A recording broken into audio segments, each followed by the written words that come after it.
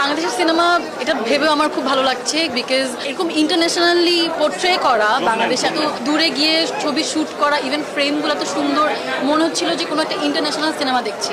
তো আসলে এটাই আমাদের দেশের জন্য, আমাদের সিনেমা ইন্ডাস্ট্রির জন্য একটা বড় পাওয়া, যে বাংলাদেশের এত ভালো ভালো এখন এত উন্নত মানের সিনেমা হচ্ছে। আসলে এই ধারাটা বজায় থাকুক, এটা আমি চাই as an actress, as an audience. কারণ বাংলা সিনেমা যত ভালো হবে, যত এগিয়ে যাবে, আমরা ভালো সিনেমা দেখতে পাবো, ইভেন আমরা আর্টিস্ট হিসেবে ভালো ভালো ছবিতে কাজও করার সুযোগ পাবো। সো অবশ্যই চাই এরকম মানের সিনেমা আরও হোক।